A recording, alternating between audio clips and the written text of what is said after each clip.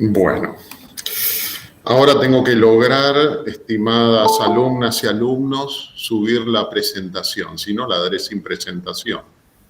Así ya le he dado algunas veces. A ver. Bien. Compartir.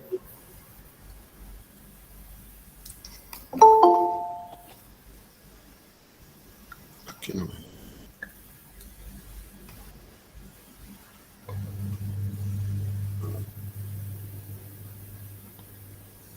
A todos.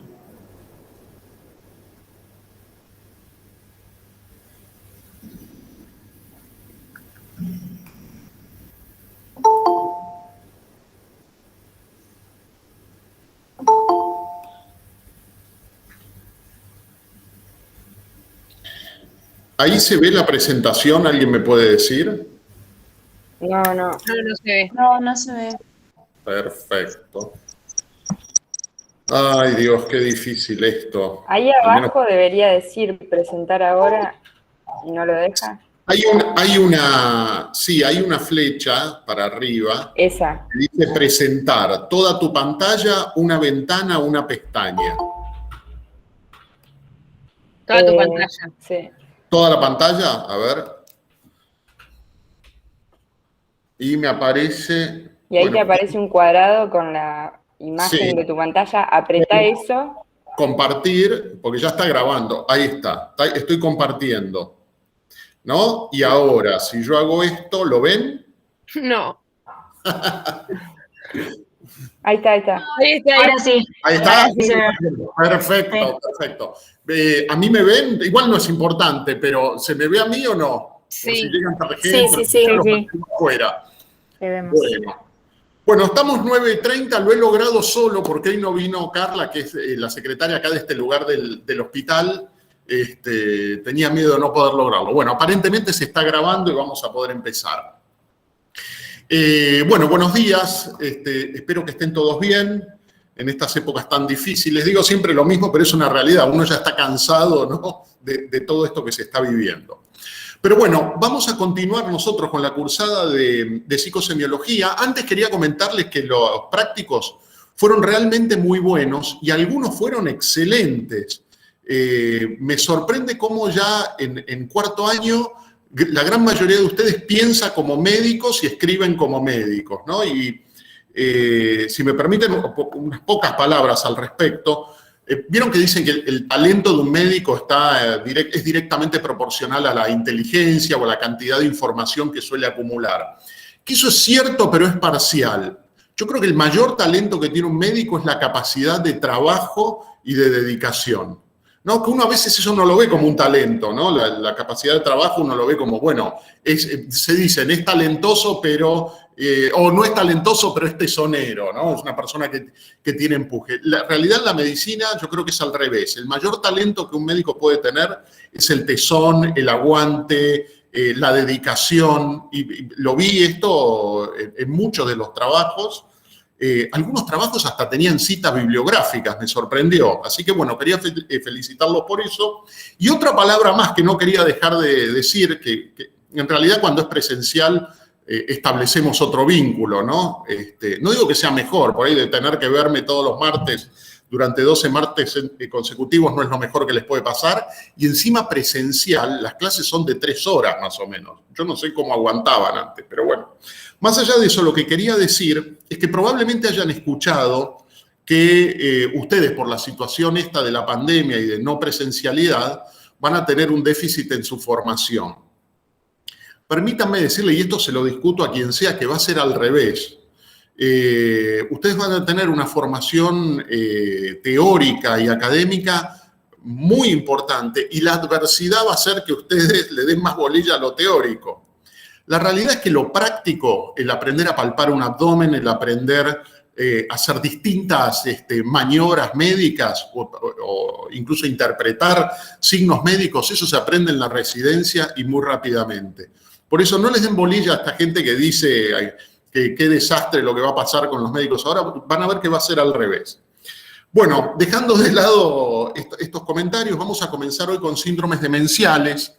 Las demencias como tal, van a ver que me es muy difícil poder agruparlas de manera ordenada para que ustedes puedan tener un esquema claro de qué son. La realidad es complejo, o tendría que simplificarlo mucho y no corresponder con la realidad, o mostrar la realidad que muchas veces es contradictoria. Tenemos que decir una definición, que la definición va cambiando época a época. Lo que hoy queda como más claro sería que es un grupo de signos y síntomas, acá falta algo en la definición, que implican deterioro de las funciones cerebrales de manera progresiva y crónica. Y van a ver que esta es la definición aceptada hoy, pero que me voy a desdecir en algunas de los cuadros clínicos que vamos a hablar.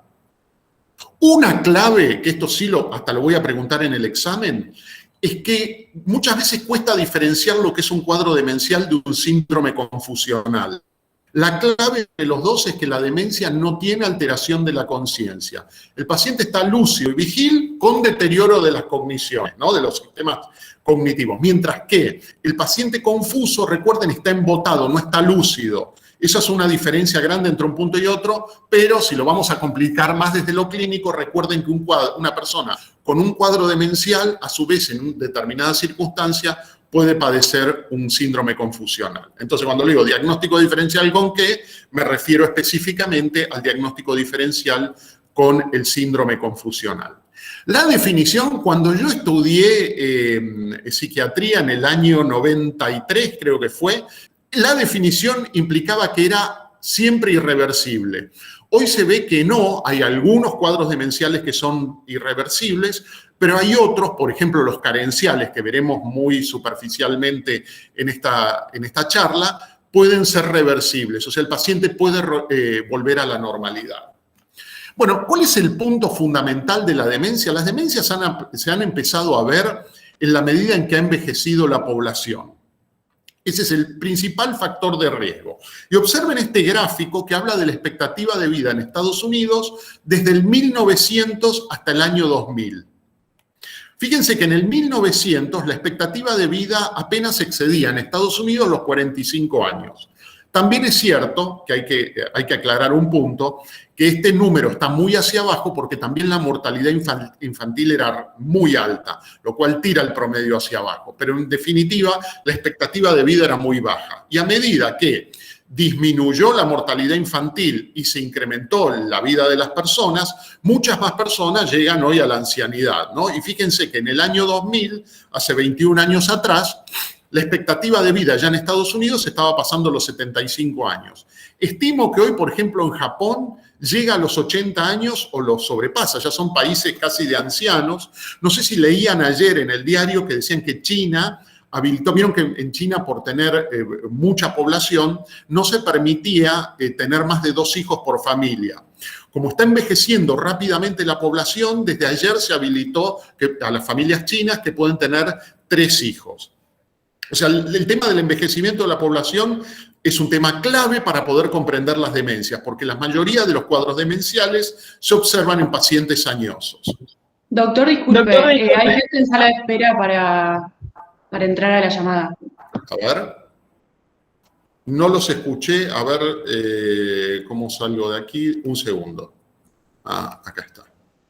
Bueno, listo. El que no entró, ya estamos menos 20. Me parece que es tiempo prudencial. Ahí hice ingresar a las personas que esperaban. Bueno, yendo entonces a la epidemiología, ¿qué tan frecuentes son estos cuadros? Tengan en cuenta lo que decíamos recién, que la edad es el mayor factor de riesgo para la aparición de las demencias. Ahí hay otra persona. Vamos a dejarlo pasar, el último. Admitir a todos. Bien. A ver si puedo. Bueno, y la edad es el mayor factor de riesgo. Actualmente en población mayor a 65 años, el día de hoy, hay 15% de la población con estadios iniciales de demencia y 5% con estadios avanzados. Se piensa que con la proyección que se hacía hace 10 años atrás, para el 2030 el 30% de la población iba a tener un cuadro demencial. O sea, 3 de cada 10 personas mayores a 65 años iban a tener un cuadro demencial. ¿Por qué se pone 65 años? Porque 65 años es el límite que pone la Organización Mundial de la Salud, bastante devaluada en nuestros tiempos, por cierto, como el comienzo de la ancianidad, de la vejez, ¿no? De la tercera edad, perdón. Y el problema es que, si bien acá me voy a contradecir con lo que le decía recién, que la demencia está en continuo aumento, en el último tiempo se ha observado en estudios longitudinales de cohorte que la prevalencia de la demencia está disminuyendo, ¿no? Está declinando. No se sabe bien por qué, porque en definitiva la edad es el factor de riesgo más importante para la generación de cuadros demenciales. Se cree que la utilización de compuestos como las estatinas, no sé si ya las han visto en farmacología, que son hipolipemiantes, el control de la hipertensión arterial, el cambio de hábitos de vida, serían los factores involucrados en la disminución de la prevalencia de los cuadros demenciales en general. Esto, fíjense, apareció en Lancet en 2013. Dentro de las formas clínicas, ustedes van a ver que el listado es prácticamente interminable, pero la realidad es que entre el 80 y 90% los cuadros clínicos son de tipo Alzheimer, de tipo vascular o mixtos, que coinciden. El cuadro vascular, que provoca deterioro, ¿no? A nivel de subcortical generalmente, pero también puede ser de la corteza, y cuadros degenerativos, particularmente como el Alzheimer. Nosotros hoy no vamos a hablar de la biología molecular, de qué es lo que ocurre en el Alzheimer con los ovillos neurofibrilares, la proteína tau o el beta-amiloide, pero tener en cuenta que el tipo Alzheimer hoy se lo considera como un cuadro degenerativo y las demencias vasculares como un cuadro secundario a pequeños infartos generalmente, a nivel vascular, que llevan hipoxia y muerte neuronal. Pero fíjense que uno podría hacer más o menos que el 90%, de manera grosera, podríamos decir que las demencias son Alzheimer, vasculares o mixtas. Después hay un listado interminable que se va a incluir en ese 5 a 10% restante. Con respecto a la definición de demencia, hay como un cuadro global. ¿Se acuerdan, como yo les decía en el síndrome depresivo mayor, que había como un cuadro general y después, bueno, uno podía observar características melancólicas o características atípicas? Bueno, en psiquiatría al menos tenemos un cuadro general que está caracterizado sí o sí de alteración de la memoria, lo cual ya es un error, porque si bien el Alzheimer, los cuadros vasculares y las demencias mixtas tienen alteración de la memoria, vamos a ver que hay un cuadro que lo vamos a desarrollar hoy, que es la demencia frontotemporal, que en ella la memoria, al menos al principio del cuadro, no está afectada en lo más mínimo. Pero bueno, de manera global se dice que la demencia tiene que tener alteración en la memoria y tiene que tener además alteraciones cognitivas. No alcanza únicamente con la memoria. Dentro de estas alteraciones cognitivas está la afasia, o sea, la dificultad en el habla, la alteración en el pensamiento, o sea, la persona disminuye su capacidad de pensar, se vuelve más pobre en la capacidad ideativa, por ende pierde inteligencia, la apraxia o la ejecución de actos y la agnosia, que es el reconocimiento de determinadas cosas. Por ejemplo, la persona ve una taza, que es lo que yo tengo acá al lado, y no sabe qué es ni para qué sirve. Y la apraxia, por ejemplo, se nota, por ejemplo, en las personas que cocinan cuando tienen una demencia, supongamos que sabían cocinar un plato muy complejo. No saben, o sea, pierden la capacidad de ejecutar. Por ahí conocen los ingredientes, pero no saben cómo llevarlos a cabo. Por ejemplo, un paciente, la familia me decía que quería hacer, creo que un guiso de lentejas ahora para el 25 de mayo, y le tiró 1 kilo de harina arriba y arruinó el plato. Y cuando uno le pregunta a la persona, no sabe explicar por qué. En realidad porque perdió la capacidad ejecutiva, en este caso la apraxia. Tanto la afasia, la alteración en el pensamiento, como la apraxia y la agnosia se dicen que son funciones corticales superiores. Y además, esto siempre, yo lo resalto porque es uno de los criterios psiquiátricos, creo, por excelencia, este cuadro de estar presente tiene que tener una repercusión en el funcionamiento global de la persona, ya sea en el área médica, funcional o social. Vamos a lo que nosotros deberíamos desarrollar con un poquito más de detalle, que es la semiología general de un cuadro de demencia típico, ¿no? Que uno podría incluir, digamos, el más frecuente, que es la demencia de tipo Alzheimer. La memoria tiene que estar, como decíamos recién, invariablemente afectada. Y fundamentalmente se afecta a la memoria reciente, sobre todo al principio de la evolución del cuadro, se altera de modo tal que la persona empieza a perder recuerdos de nombres. Los nombres es lo primero que se empieza a perder, y después de hechos, pero son hechos recientes. Por ejemplo, la persona no recuerda qué desayunó hoy, pero sí puede hablar de su infancia con total detalle. Eso se llama la ley de Ribot, R-I-B-O-T, que es que se pierden los engramas mésicos más nuevos y a medida que va progresando la enfermedad va hacia atrás, ¿no? Va perdiendo cada vez engramas más viejos. Eso se llama la ley de Ribot. También se altera la inteligencia global, la persona tiene dificultades para resolver problemas, sobre todo algo que es bastante típico de los cuadros demenciales es que pierden la capacidad del cálculo. Y ustedes me van a decir, bueno, ¿qué problema hay si no es matemático? El problema es cuando tienen que manejar dinero, y ahí es donde muchas veces es uno de los primeros signos que uno observa de la aparición de una demencia, las dificultades con el pago de cuentas y con la utilización del dinero. La persona pierde la capacidad de aprendizaje, o sea, no puede aprender, y el lenguaje, veremos de acuerdo a qué tipo de demencia, pero generalmente en la de Alzheimer se va empobreciendo paulatinamente. No tiene dificultades para articular el lenguaje, la enfermedad de Alzheimer, pero a medida que progresa va perdiendo, en la medida que también pierde inteligencia, va perdiendo capacidad de expresión, se va empobreciendo. La concentración, la capacidad de concentración se va limitando, la persona no logra concentrarse, pierde la capacidad de fijar, ¿no? Por ahí la persona está leyendo, pero pierde la capacidad de fijar, entonces atiende un rato, pero después no recuerda qué es lo que estaba haciendo. La conciencia, y repito esto que había dicho al principio, sobre todo en el comienzo de la enfermedad, está lúcido y vigila el paciente. No perdió lucidez en la conciencia, no está embotado. Eso sobre todo al comienzo del cuadro. Y la orientación, bueno, sigue también la misma secuencia que el cuadro confusional. A veces uno nota que las primeras pérdidas del paciente están en relación al tiempo, luego al espacio y por último a la persona.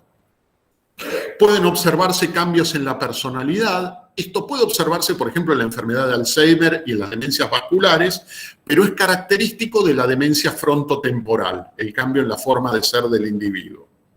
Y pierde habilidades sociales y el juicio. El juicio, recuerden que lo habíamos visto en la primera clase de semiología, que es la capacidad de distinguir entre lo real y lo irreal, y de poder adaptarse a las distintas circunstancias de la vida. Una persona con un cuadro demencial se dice que tiene el juicio disminuido, ¿no? Que la persona muchas veces desde el punto de vista médico-legal pierden su capacidad de juicio y les pueden quitar desde el punto de vista legal el manejo incluso de sus bienes, ¿no? Pues es una discapacidad. Bien, ¿qué más podemos observar en la semiología? Entre el 20 y el 40% de los pacientes en algún momento de la evolución del cuadro van a presentar alucinaciones y delirios. Esto generalmente es más avanzado, ¿no? Cuando avanza la enfermedad. Ahora, si la enfermedad demencial, el cuadro demencial, comienza con alucinaciones y delirios, dicho de otra manera, empieza con un cuadro psicótico, es de muy mala evolución, de muy mal pronóstico, perdón, porque va a evolucionar mal el paciente, va a evolucionar rápidamente. Hay que tener en cuenta que un cuadro de tipo Alzheimer puede evolucionar a la muerte, ¿no? Que es lo que habitualmente ocurre. En el lapso de un año, hasta 12 a 14 años puede durar la enfermedad desde realizado el diagnóstico. Pero, les repito, la aparición, si comienza el cuadro con alucinaciones y delirios, el cuadro es de mal pronóstico. No puedo evitar, por mi formación, decir algo con respecto al tratamiento, a la medicación. Es realmente un problema la aparición de alucinaciones y delirios porque uno debe utilizar antipsicóticos, ¿no? Como la risperidona o el haloperidol o la quetiapina, que son 3 antipsicóticos que se utilizan con frecuencia en personas ancianas. El problema es que la FDA ha advertido que la utilización de antipsicóticos en pacientes con demencia y síntomas psicóticos, como alucinaciones y delirios, aumenta la tasa de mortalidad de los pacientes incluso al mes. Entonces es un problema. Ahí se ve como una advertencia realizada por la FDA deja a los pacientes prácticamente huérfanos. Y es un problema porque fíjense que casi la mitad de los pacientes con demencia en algún momento de la evolución van a tener este tipo de cuadro. ¿Qué se hace en esto? Generalmente se prescriben antipsicóticos advirtiendo a la familia que se está corriendo un riesgo. También casi la mitad de los pacientes pueden tener depresión y ansiedad.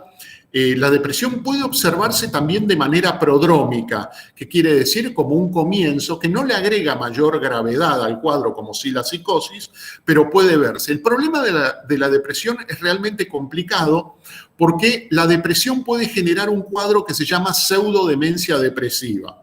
¿Qué significa esto? Que la depresión como tal, vieron que yo les comentaba en un principio que puede cursar con alteraciones en la memoria y en la concentración. En una persona mayor de 65 años se quejan, puede quejarse, esto no ocurre siempre, pero hay ocasiones que se quejan profundamente de problemas de memoria y de concentración. Y en realidad lo que hay de base es un cuadro depresivo y que si uno trata la depresión, mejora el cuadro anímico y desaparece la falla cognitiva. Eso se llama pseudodemencia depresiva, pero a veces ocurre, como les decía recién, que la depresión, en vez de ser una pseudodemencia depresiva, es el comienzo prodrómico de un cuadro demencial. O sea, es compleja la situación, pero en definitiva, cuando uno observa depresión por primera vez en un paciente anciano, tiene que pensar en la posibilidad de un cuadro depresivo. Se dicen que hasta el 50% de las personas deprimidas por primera vez mayores a 65 años van a desarrollar un cuadro demencial. Pero bueno, también debo decirles que existe la pseudodemencia depresiva, que en realidad la parte clínica se caracteriza más por quejas de fallas cognitivas que por fallas cognitivas en sí mismas. Pero bueno, de todas maneras, debe tratarse farmacológicamente. Hay otra cuestión semiológica que se llama la reacción catastrófica. La reacción catastrófica, muy propia de los cuadros demenciales globales, tanto vasculares como degenerativos o corticales y subcorticales, que es también otra manera de diferenciarlos, es un cuadro de hiperactivación autonómica que ocurre ante pequeños estímulos. Pequeños estímulos generan en el paciente una activación autonómica muy grande, como si fuese una catástrofe, como que ha perdido el paciente la capacidad de adaptarse a pequeñas situaciones de estrés. También se han descrito dificultades en el sueño, son muy frecuentes las dificultades en el sueño y muy difíciles de tratar. Tengan en cuenta que además que la demencia provoca disminución en la cantidad de horas de sueño, son pacientes que tienen poca actividad durante el día, que duermen siesta, que no tienen desgaste, y realmente es un problema clínico y ambiental. ¿Por qué? Porque muchos de estos pacientes tienen cuidadores y los cuidadores en realidad quieren estar tranquilos durante la noche. Entonces presionan al médico para que mediquen el paciente, para que el paciente no quiera deambular durante la noche. Esto que yo les estoy diciendo creo que no figura en ningún libro, tampoco es un gran hallazgo lo que les estoy diciendo, pero es una de las realidades del ejercicio de la medicina, tanto de la medicina de los clínicos, de los generalistas, de los neurólogos y de los psiquiatras, que es la presión de los familiares o de los cuidadores para que mediquen al paciente, para que el paciente esté quieto durante la noche o duerma. Y la realidad es que tienen poca necesidad de sueño y esto, en la medida de lo posible, tendrían que poder tolerarlo. Después hay otro cuadro que se llama el síndrome del atardecer o en inglés lo van a encontrar como Sundown Syndrome, que es un cuadro que se caracteriza por mayor deterioro cognitivo y mayor agitación y ansiedad en el momento del atardecer. Esto también es bastante típico de la semiología. Y bueno, después hay signos neurológicos. Yo quisiera, ya vamos a ver algunos cuando veamos demencias vasculares ahora, quisiera resaltar uno que es típico de la demencia subcortical, sea la causa que fuere, más frecuentemente vascular, que se llama el síndrome pseudobulbar. El síndrome pseudobulbar se caracteriza por crisis muy frecuentemente de llanto.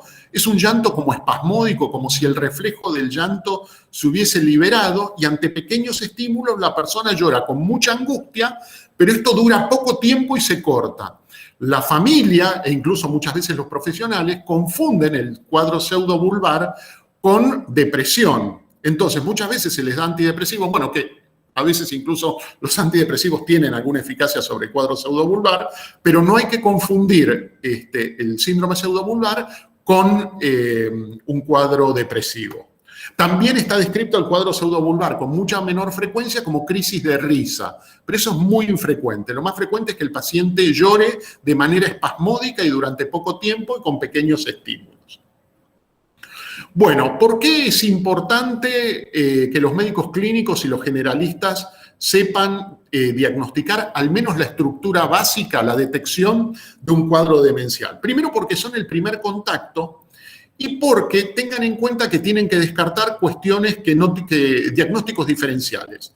Como decíamos recién, ¿cuál es el primer diagnóstico diferencial? Que el paciente no esté deprimido y que en vez de una demencia tenga un cuadro de pseudodemencia depresiva, que eso se trata con un antidepresivo y el paciente debería mejorar. Pero también la detección precoz es útil porque hay cuadros demenciales, yo ya les diría que no son... Creo que el de deficiencia de B12 no es tan infrecuente, teniendo en cuenta que hay personas mayores que no se alimentan bien o que los que son vegetarianos muy estrictos y no suplementan con vitamina B12. Provoca un cuadro de demencia con afectación cordonal posterior, o sea, alteración en la sensibilidad profunda, y anemia megaloblástica. Eso es la deficiencia de B12. Otras carenciales, pero muy infrecuentes, son, por ejemplo, el déficit de niacina o pelagra. ¿Se acuerdan las 3D? Diarrea, demencia y dermatitis que vieron en patología. Bueno, es también otra demencia reversible en la cual uno suplementa con la sustancia que falta y el paciente vuelve a su funcionamiento cognitivo previo. También el déficit de B12 hoy está vinculado al uso crónico de inhibidores de la bomba de protones, por ejemplo, el omeprazol, pantoprazol, lansoprazol, etcétera. Inhiben la utilización crónica de estos compuestos, la activación de la B12. Recuerden que necesita la B12 un factor intrínseco a nivel estomacal para poder ser activado y de esta manera poder absorberse y que ejerza su función. Eso también hay que tenerlo en cuenta. Hay que detectar alteraciones tiroideas. El hipotiroidismo puede cursar con un cuadro cognitivo demencial reversible.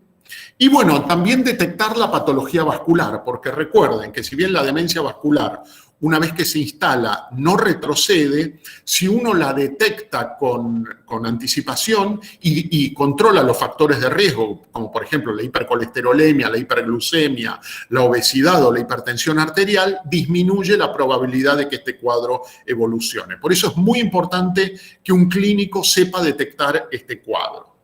También es importante detectar problemas ambientales y sociales. ¿Por qué? Porque la mayoría de estas personas son gente grande y si viven solas están en riesgo real. Olvidan el gas prendido, pueden caerse de noche, golpearse, fracturarse. O sea, hay que también detectar cuál es la situación socioambiental para que la persona pueda estar cuidado. En caso de pacientes solos, ¿no?, que a veces ocurre en un hospital, uno tiene que contactar a servicio social para ver si se puede estipular algún tipo de cuidado para la persona. Y también hay que saber derivar a especialistas. Generalmente las demencias hoy los psiquiatras estamos obligados a verlas, sobre todo cuando aparecen cuadros psicóticos, pero los especialistas hoy están más cercanos a la neurología que a la psiquiatría. Es importante que el médico generalista pueda derivar a un especialista, pero previamente tiene que estadificar un cuadro de Alzheimer o de demencia multiinfarto. ¿Cómo se hace esto? De manera muy simple. Hay 2 escalas que están validadas, que se saben que son útiles para el diagnóstico de deterioro cognitivo. Esta es el Mini-Mental, donde se evalúa la orientación, la fijación de la memoria, se le pide que repita de manera inmediata 3 palabras, se evalúa la concentración, el cálculo, recuerden que el cálculo también se afecta de manera precoz, se vuelve a evaluar la memoria preguntándole al paciente qué 3 palabras había repetido, y luego se evalúa el lenguaje y las capacidades constructivas, ¿no? Tiene que copiar un dibujo, pero fíjense que hay una puntuación total, abajo y a la derecha, de 35 puntos. Esto no le lleva más de 5 o 10 minutos en la consulta. Y los resultados que indican gravedad de deterioro cognitivo son leve cuando está entre 21 y 26 puntos, moderado cuando está entre 10 y 20, moderado a grave de 10 a 14 y grave cuando es menor a 10 puntos. Prácticamente no contesta nada. Y esto ustedes ya pueden enviar al paciente al especialista con una evaluación inicial de el grado de alteración cognitiva que puede tener. Tengan en cuenta que la enfermedad de Alzheimer muchas veces, sobre todo en su comienzo, es de muy difícil diagnóstico. ¿Por qué? Porque el comienzo es insidioso, es progresivo, o sea, no es saltatorio, es progresivo, pero puede ser insidioso. Y muchas veces el comienzo insidioso simula como si fuera un envejecimiento normal, ¿no? Como uno podría decir, bueno, tiene olvidos propios de la edad, de la vejez, etcétera, etcétera. O sea, es difícil una de las claves es poder tener algún estudio complementario que ayude a hacer el diagnóstico precoz. Y además puede ocurrir, sobre todo en personas que tienen algún grado de instrucción intelectual, lo que se llama reserva cognitiva, ¿no? Tienen como una reserva por haber utilizado, ¿no?, su cerebro en determinada actividad. Entonces, esta reserva les permite durante un tiempo adaptarse a las fallas, sobre todo de memoria que tiene, o las niega, o las dibuja, de alguna manera las va adaptando. Eso se llama reserva cognitiva. La clave para el diagnóstico son los datos obtenidos de la familia. Miren, lo típico en la consulta es que viene, vamos a suponer, madre e hija, y se sientan frente a uno, ¿no? Entonces uno le pregunta a la paciente, dígame, señora, ¿usted cómo está de la memoria? ¿No? Entonces la paciente o el paciente a uno lo miran, tienen como una mirada vacía, ¿no?, como poco expresiva, y en general no tienen conciencia de su deterioro de la memoria y suelen decir, y más o menos bien. Y cuando dice eso, uno mira a la hija o al hijo y se agarran la cabeza. Eso les puedo asegurar, es un diagnóstico de Alzheimer bastante fehaciente, bastante útil. Obviamente que uno debe hacer los diagnósticos de modo más preciso, y para eso están las escalas como la de Mini-Mental. Bien, los pacientes con enfermedad de Alzheimer también aumentan las visitas al clínico, confunden los medicamentos, olvidan las consultas. O sea, puede pasar en pacientes que ustedes estén siguiendo durante mucho tiempo y empiezan a observar esto puede ser un indicio indirecto del comienzo de enfermedad de Alzheimer.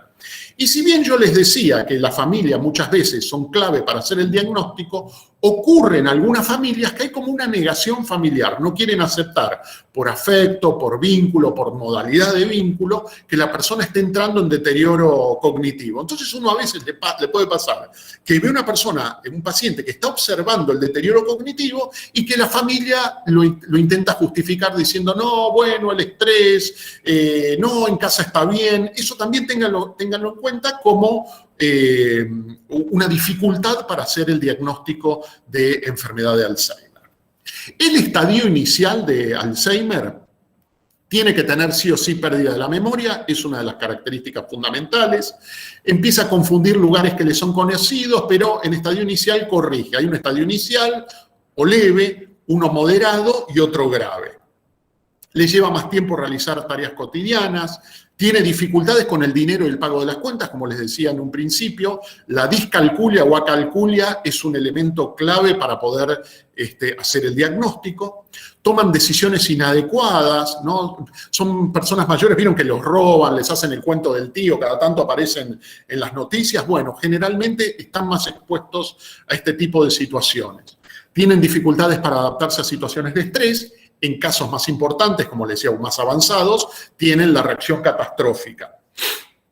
Hay pérdida de espontaneidad e iniciativa, son pacientes que quedan como vacíos, con cierto cuadro de apatía.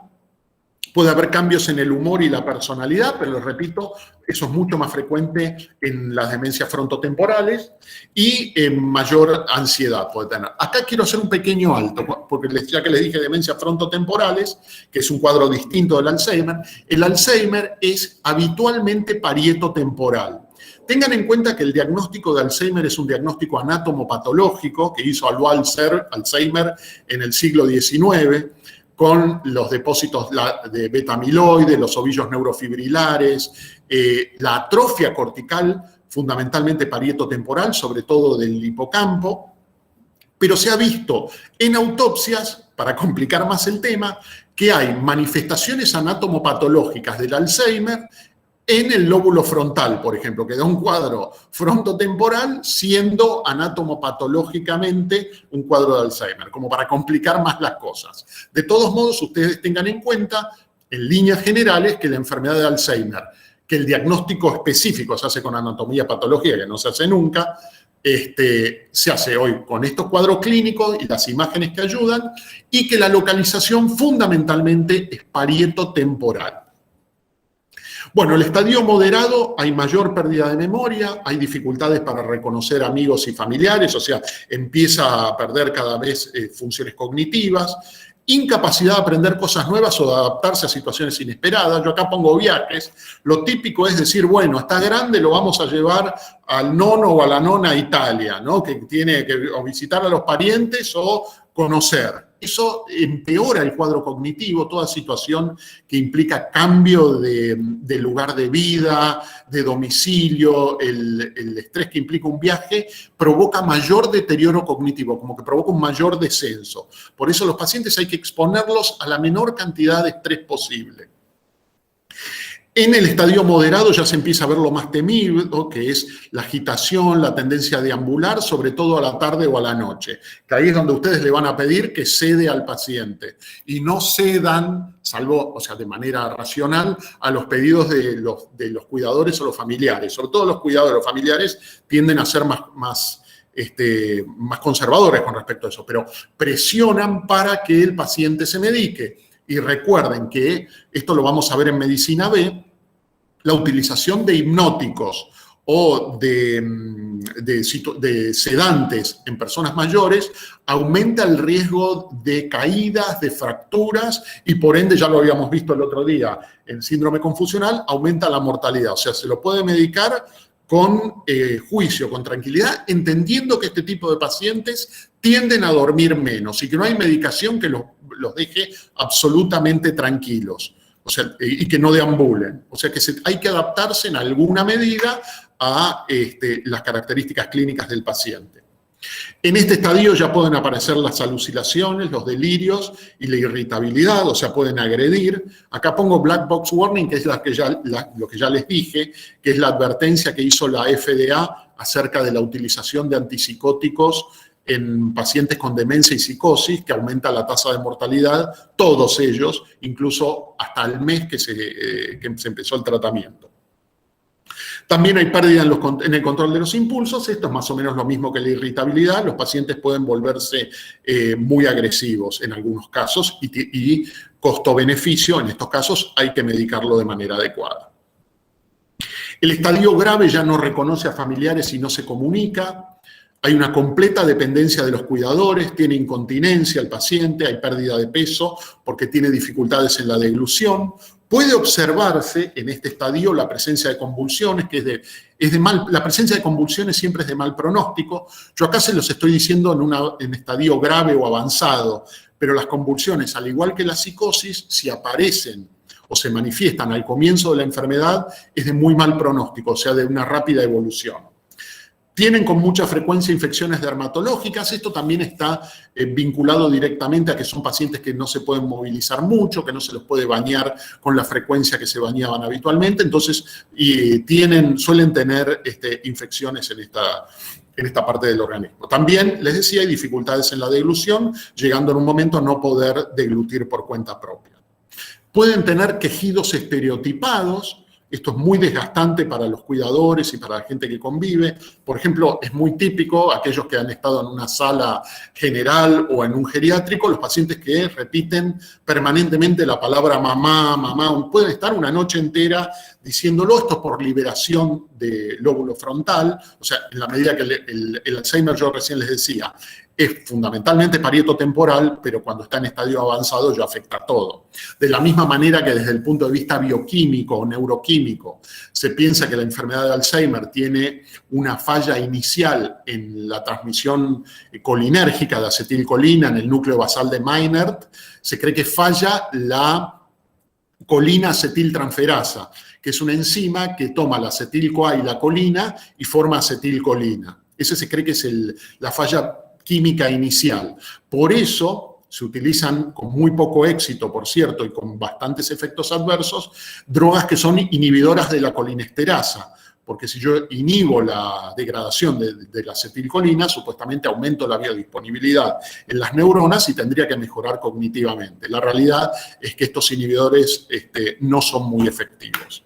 Además, si lo fueren, lo que han podido demostrar es que retrasa la evolución del cuadro. O sea que en vez de vivir, supongamos, 8 años, vive 10.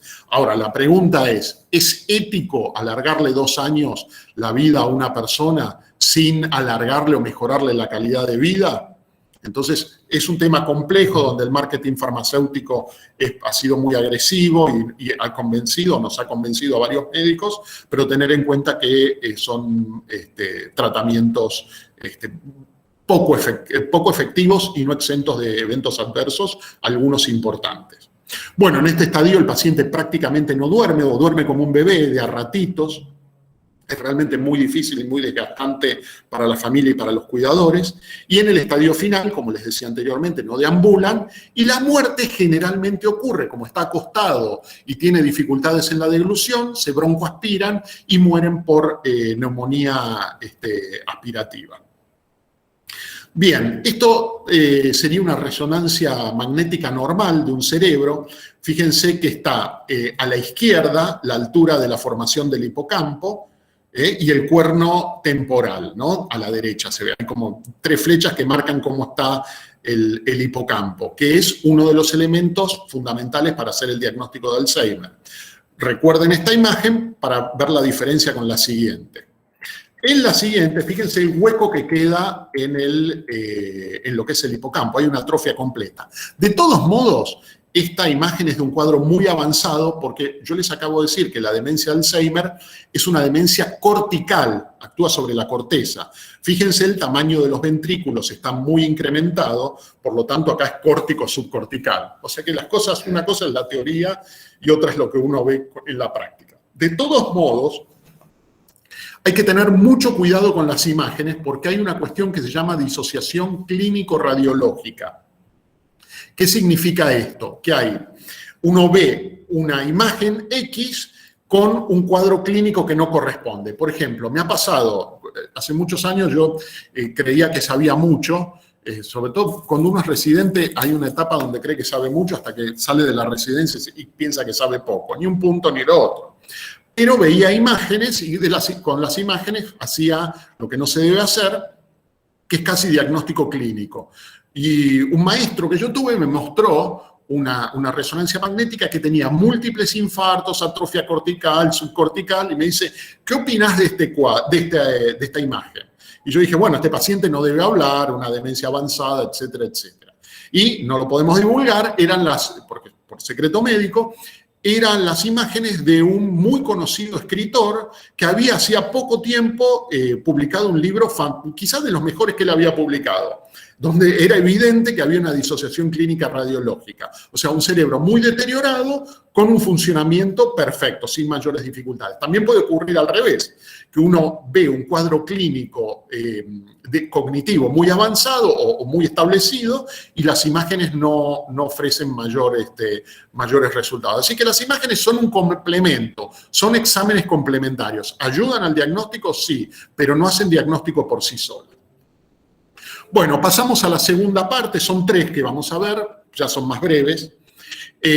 demencia vascular o multiinfarto. En nuestro entorno, por el hábito de comer carne, grasas, es un cuadro que se ve, yo creo que con mayor frecuencia que en otros lugares. Al menos esto se lo digo como una estadística personal, no como una estadística realizada seriamente en nuestro país.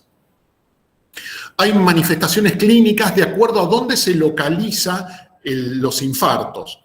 En realidad lo que uno ve habitualmente son como muy pequeños infartos que se van acumulando en la zona de la corona radiata subcortical y uno, por ejemplo, puede ver en personas de 60 a 65 años, ya puede ver estos infartos sin manifestaciones cognitivas, ¿no? Es muy frecuente observar eso, ¿no? Y dice, bueno, eso no tiene significación. Pero de acuerdo sobre todo al número y a lugares críticos que empieza a tomar, hay un punto donde la persona empieza con manifestaciones cognitivas. O sea, habría como una reserva de tolerancia a determinada cantidad y localización de pequeños infartos hasta que se manifiestan los síntomas. También puede ocurrir, en caso de un infarto grande, ¿no? Un stroke grande, y entonces es un cuadro abrupto. La persona tiene una ACV donde infarta medio cerebro y es evidente que va a empezar con un cuadro cognitivo al otro día. Pero lo más frecuente es que vaya acumulando pequeños infartos subcorticales y que llega a un punto crítico donde se manifiestan los síntomas. Son como pequeños perdigones que uno observa, ahora lo veremos, en las imágenes. En comparación con el Alzheimer, tiene menor afectación de la memoria y la demencia vascular es por definición considerada una demencia subcortical, al revés del Alzheimer. Si bien con la evolución uno va a observar que se afecta a la corteza, primariamente es un cuadro, recuerden, demencia vascular. Es una demencia subcortical. Hay otras demencias subcorticales que no vamos a hablar hoy. Por ejemplo, la demencia por la enfermedad de Parkinson, donde se afecta las vías nigroestriadas. Pero bueno, tengan en cuenta que la demencia subcortical por excelencia es la vascular, con menor afectación de la memoria en comparación con el Alzheimer. Sí hay alteraciones en el lenguaje. Yo les decía que en el Alzheimer se va empobreciendo el lenguaje, pero no hay dificultades en la articulación del mismo. Acá sí, el paciente, sobre todo si empieza a afectar áreas cercanas a Broca, el paciente tiene dificultad para articular y sobre todo para nominar las cosas. O sea, sabe que tiene frente a sí una computadora, pero no le sale la palabra computadora. Eso es falla de denominación. Tiene muy afectada la toma de decisiones, las funciones ejecutivas. Hay un fenómeno que se llama diasquisis. Me estoy yendo un poco quizá demasiado. El fenómeno de diasquisis es que uno desconecta un área del cerebro a distancia. ¿Qué significa esto? Que, por ejemplo, hay un infarto a nivel de ganglios de la base y se desconecta el frontal. Y entonces aparecen síntomas frontales, en este caso funciones ejecutivas que son propias del frontal. Ustedes dicen, pero el frontal no está afectado. Bueno, sería como si yo tuviera que explicar el fenómeno de diasquisis. Es que yo corto, si la luz, supongamos sea el lóbulo frontal, yo lo desconecto cortando el interruptor, no rompiendo el foco. Eso sería, perdón, no sé si se entiende, eso se llama fenómeno de diasquisis. Entonces, en las demencias vasculares o multiinfartos, hay infarto en los ganglios de la base que liberan funciones frontales, sin alterar el lóbulo frontal en sí mismo, la corteza frontal en sí misma. Bueno, estos pacientes tienen cambios de humor. Aquí es donde con más frecuencia se ve el cuadro pseudobulbar de llanto espasmódico, pero también cursan con mucha frecuencia con cuadros depresivos. Y recuerden que este cuadro puede ser comórbido con Alzheimer, o sea, puede ser mixto. Hay una escala que ayuda a determinar la gravedad del cuadro vascular. Les había dicho, cuando sospechan Alzheimer, hacer Mini-Mental, cuando sospechan vascular, hacer esta escala de Hachinsky, que cuando hay más de 5 a 6 puntos orientan a demencia multiinfarto y cuando es menor a 5 a 6 puntos a Alzheimer. Si tiene comienzo agudo, son 2 puntos, típico de vascular. Deterioro escalonado, ahora vamos a ver, el Alzheimer tiene un deterioro progresivo, el vascular es en escalera. Curso fluctuante, épocas que mejora y épocas en que empeora, particularmente por la noche. Se preserva la personalidad de manera relativa, si hay depresión, si hay labilidad emocional, esto es el pseudobulbar que yo les nombraba anteriormente, si tiene síntomas somáticos se refiere fundamentalmente a signos neurológicos, supongamos dificultades en la marcha, antecedentes de hipertensión arterial, antecedentes de ACV, arteriosclerosis asociada, signos neurológicos focales. Entonces, tengan en cuenta que esa escala a ustedes les ayuda a hacer un diagnóstico de demencia vascular. Desde el punto de vista clínico, a lo práctico, ¿cuáles son los pacientes? Doctor, Sí. no llegué a leer la diapo anterior. ¿Podría volver para atrás un segundito, por favor? Gracias.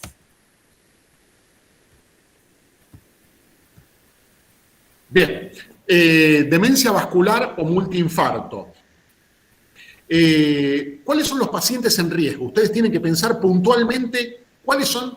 Un paciente que viene con deterioro cognitivo, ustedes rápidamente tienen que ir a buscar la presencia de un síndrome metabólico, dicho sea de paso, que sean obesos, que sean hipertensos, que tengan hiperglucemia y que, ¿qué me estoy olvidando? Obeso, hipertensión, hiperglucemia e hipertensión arterial. Si ustedes ubican esto, saben que esos son factores de riesgo para patología vascular, ya sea cardiovascular o cerebrovascular.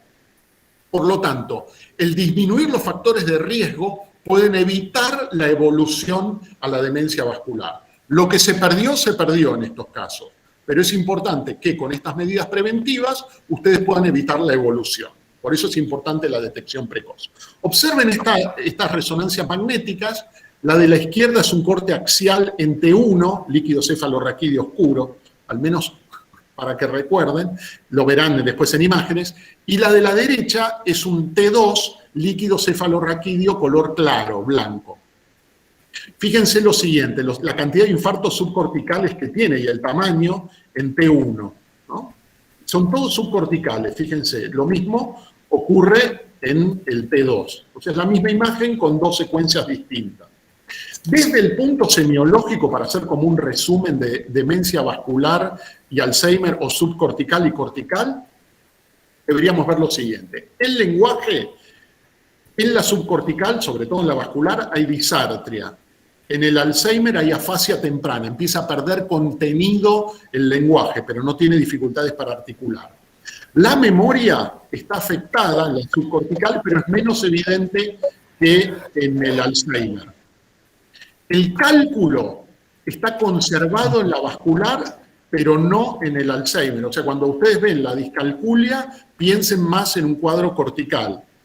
La función ejecutiva está muy alterada en la demencia subcortical o vascular, lentamente evolutiva en el Alzheimer. El ánimo puede tener depresión y ansiedad, la subcortical, con mucha frecuencia.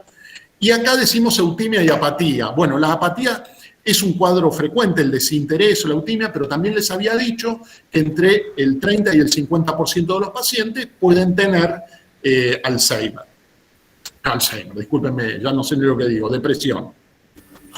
¿Qué pasa con la postura? La subcortical, eso ayuda también al diagnóstico. Un trastorno cognitivo con fallas en la marcha o en la postura, piensen en un cuadro subcortical. Generalmente vascular, hay otros subtipos, por ejemplo, hay una enfermedad que se llama Still-Richardson, que tiene demencia subcortical asociada a dificultades en la marcha y con parálisis del cuarto par. No es tan, o sea, se ve, no es un cuadro tan infrecuente. Después, por ejemplo, hay otra, ya que estamos hablando de subcorticales, hay otro cuadro que se llama Hakim-Adams, no sé si lo escucharon nombrar, está relativamente en boga porque salió en los medios, que es la demencia que sufre Bilardo, el entrenador de fútbol, que es un cuadro donde se deteriora la zona subcortical, hay un aumento de la cantidad de líquido cefalorraquídeo, pero es normotensivo. Es un cuadro de demencia, el Hakim-Adams, que se caracteriza por fallas en la marcha y por incontinencia urinaria. Eso es muy típico, una demencia subcortical, fallas en la marcha y fallas en el control de la orina y imágenes con dilatación ventricular, se piensa en un Hakim-Adams. Pero bueno, para decirle que no solamente son cuadros vasculares. Y la postura, generalmente, sobre todo al principio, hasta estadios muy avanzados, la postura en el Alzheimer es normal. La coordinación es muy defectuosa en la subcortical y es normal en el Alzheimer. Y finalmente, la presencia de hipertensión arterial y síndrome metabólico es lo característico en la subcortical, sobre todo en la vascular en este caso, y es variable en el Alzheimer. ¿Cómo progresa la enfermedad? Yo les decía, esto es como para diferenciar un punto de otro. El Alzheimer tiene como, fíjense, como una flecha directa, no hay estadios, mientras que en la vascular va generando como un fenómeno saltatorio, o sea, tiene un periodo de estabilidad, baja cognitivamente, tiene otro periodo de estabilidad y vuelve a bajar. Que si uno en el periodo de estabilidad corrige los factores de riesgo, prolonga la estabilidad del cuadro. Recuerden eso con respecto a lo vascular. Para ir finalizando ya, creo que estamos bien en horario, vamos a hablar algunas pocas palabras de demencia frontotemporal. La característica fundamental de la demencia frontotemporal es que no afecta a la memoria o la afecta en estadios realmente muy avanzados y se caracteriza por alteraciones en la conducta, en lo conductual. Es un grupo etario más joven que el Alzheimer y que el vascular. Fíjense que aparece entre los 50 y los 60 años. Es cierto, he visto pacientes con Alzheimer con 48 años, pero lo más frecuente es que sean mayores a 65. La frontotemporal, recuerden, entre 50 y 60 años. La forma clínica más frecuente son las alteraciones de la conducta, en las cuales hay cambios en la personalidad y en la conducta. Por ejemplo, el otro día veía una persona que empezó a orinar en el balcón, tiraba cosas por la ventana, una persona que era cognitivamente, la memoria y la concentración está perfecta, alteraciones en la conducta, se le da también por manejar las heces, pierden los modales en la comida, por ejemplo, están comiendo, dejan los cubiertos y agarran la comida con la mano, puede haber conductas como de desinhibición sexual también, propias de su deterioro cognitivo. Recuerden que la zona frontoorbitaria bilateral, cuando queda dañada, pueden aparecer alteraciones en la conducta, sobre todo la persona puede tener hasta incluso conductas delictivas, como si las normas éticas y morales asentaran en la zona frontoorbitaria. Si están interesados, les puedo subir al grupo que tenemos la historia de Phineas Gage, que es un cuadro muy como emblemático dentro de la medicina, que trata sobre una lesión frontal, en este caso traumática, y cómo se altera la conducta de un individuo. Puede haber desinhibición e impulsividad, puede haber agresión, pero les repito, puede ser desinhibición sexual o agresividad o pérdida de los modales, eso es bastante característico. Y les repito, la memoria está intacta, al menos al comienzo de la enfermedad, y el paciente no critica sus conductas desinhibidas o impulsivas. Puede tener desinhibición, también depende de dónde aloje la atrofia cortical, temporal, sobre todo cuando la demencia toma, la involución cortical toma el área frontomedial por delante del cuerpo calloso, el cuadro es fundamentalmente de apatía. Y acá debo hacer un pequeño alto, si bien hoy se lo dice de manera genérica la demencia frontotemporal, desde el punto de vista anatomopatológico se la conoce como demencia de Pick, ¿no? Que hay unas células específicas, ese es uno de los diagnósticos iniciales, pero hoy en realidad se lo ha agrupado como el lugar donde asienta más que desde el punto de vista anatomopatológico. Como les decía recién, hay pérdida de normas sociales, sobre todo en la higiene, rigidez y conducta muy estereotipada, hacen siempre las mismas conductas, hay dificultades en el sueño y también puede observarse, sobre todo, tengan en cuenta que la demencia frontotemporal es cortical, puede afectar el área de Broca y también puede afectar el área de Wernicke. Por lo tanto, el lenguaje puede afectarse no solamente en su fluencia verbal, sino puede tener ecolalia, mutismo, perseveración, y hay un cuadro que se llama, como un subtipo de demencia frontotemporal que se llama demencia semántica, en la cual el lenguaje se destruye prácticamente, queda como fragmentado y yo ya termino, queda fragmentado y no se entiende prácticamente nada, es como una sopa de conceptos. Fíjense, esta sería una imagen de una demencia frontotemporal. Fíjense el T2, el T1.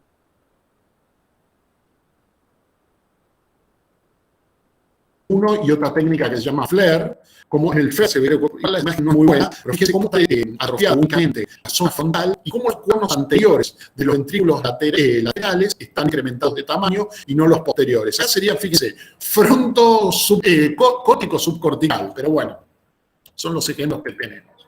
Para finalizar, entonces, las demencias son un grupo de enfermedades con deterioro de las funciones cerebrales.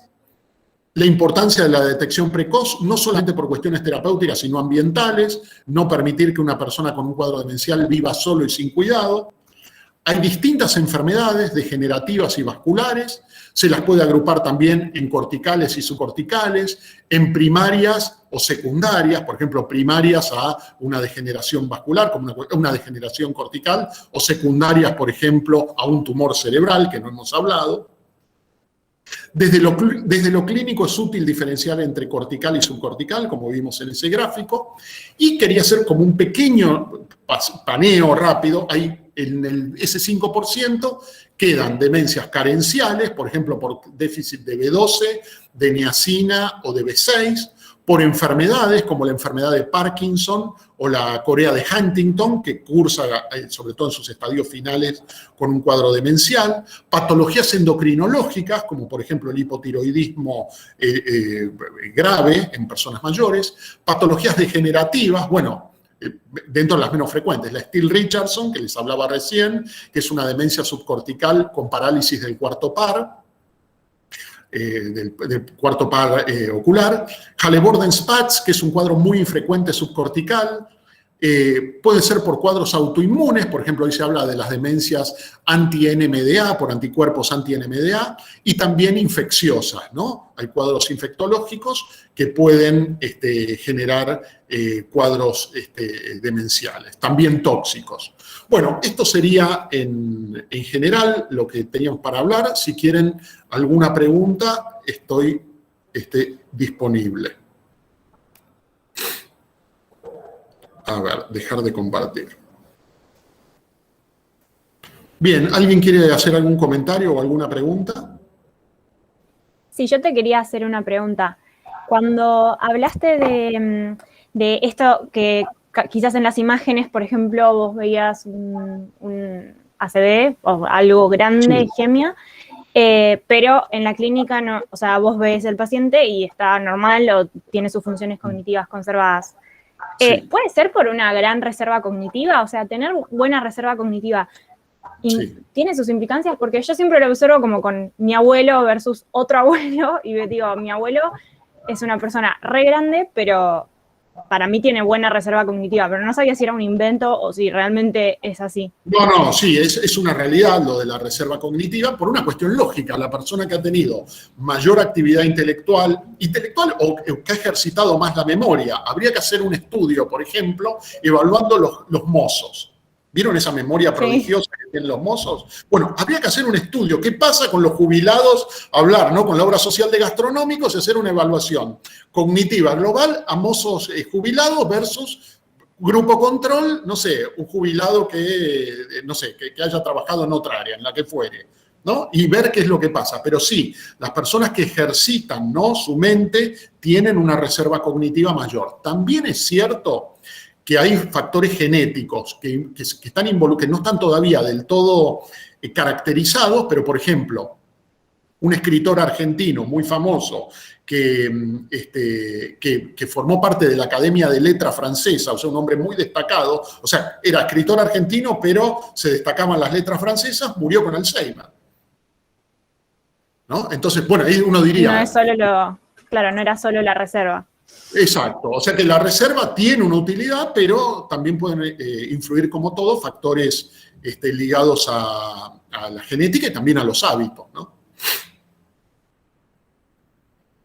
Doctor, ¿y hay algún estudio que pueda predecir si va a tener la enfermedad en el futuro el paciente? Hay factores de riesgo que uno puede determinar. Hay estudios hoy genéticos que estudian un alelo que es de una apolipoproteína, que es omega 3 no, epsilon 3 creo que es, que mide el riesgo que puede tener un familiar o una persona de tener el cuadro clínico. Lamentablemente, por ahora, el diagnóstico es pura y exclusivamente clínico. Los estudios complementarios pueden dar un factor de riesgo incrementado, pero no ayudan a predecir la aparición del cuadro.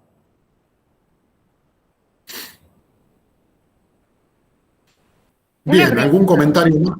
Sí, adelante. ¿En la demencia vascular siempre está la hipertensión arterial o podés no tenerla? Igual tener demencia vascular. Sí, porque puede haber personas que tengan, suponete, hiperglucemia e hipercolesterolemia sin hipertensión arterial y que los vasos tiendan a obturarse, ¿no? A infartarse. También puede ocurrir en personas que incluso no tengan estos factores de riesgo y tengan una coagulopatía. Perfecto. ¿No? Entonces, las plaquetas tienden a acumularse en determinadas zonas, generar obstrucción y producir el cuadro isquémico. Perfecto. Gracias. Por favor. ¿Algún comentario más o alguna pregunta?